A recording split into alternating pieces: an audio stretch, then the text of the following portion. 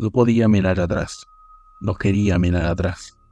Había escapado como pude, pero sabía que me estaba persiguiendo. No sé cómo luce exactamente, pero vi sus garras y manos grises. Estoy seguro que no era humano. Había salido del campamento con amigos. Me alejé por un momento porque había tomado demasiada agua y cuando regresé no había nadie. Lo único que encontré fue la hoguera apagada, pedazos de tela en la tierra y gotas de sangre en uno de los troncos que usamos para sentarnos.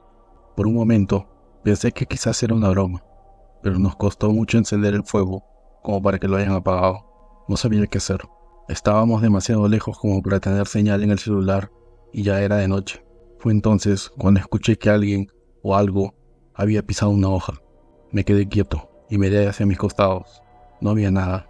De pronto, estaba agitado y todo lo que veía tenía una forma humana.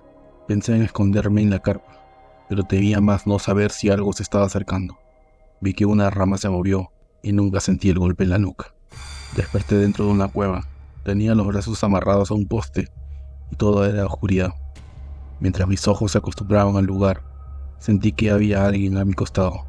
Me concentré en ver quién era y me di cuenta que al cuerpo le faltaban las extremidades. Sentí miedo y por poco grité, pero entendí que el silencio era mi mejor aliado. Me enfoqué en mi respiración y me calmé de a pocos. Luego de unos minutos, deshice el nudo que me ataba. Me puse de pie y vi que en un rincón había un pequeño montículo de brazos.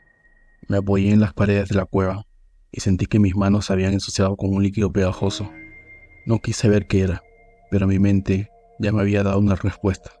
Caminé unos pasos y vi otros montículos con otras partes del cuerpo.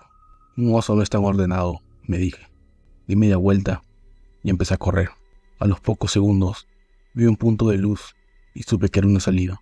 Al llegar, me di cuenta que las palmas de mis manos estaban manchadas de sangre seca.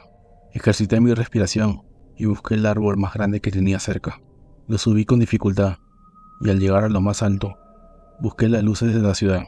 Me iba a tomar una hora llegar a la carretera, pero no tenía otra opción. Tenía que escapar. Aproveché que estaba en el árbol para buscar el monstruo. Mientras miraba entre las hojas, me di cuenta de lo que me estaba enfrentando. De pronto, vi unas ramas que se movían y entendí que en realidad eran cuernos. Cuando pasó por mi lado, vi unas garras enormes, mientras que su cara estaba escondida entre las hojas. Al verlo entrar en la cueva, bajé rápidamente. Dentro de poco se daría cuenta que yo no seguía atado al poste y me buscaría. Al lanzarme al suelo, caí mal. Me dolía el tobillo derecho y empecé a correr como pude. Ahora siento que está detrás de mí, que se ríe al verme escapar casi caminando y que pronto sus garras me atraparán. No lo había entendido hasta ahora, pero esta vez el Wendigo no me llevará vivo. Esta vez yo seré su cena.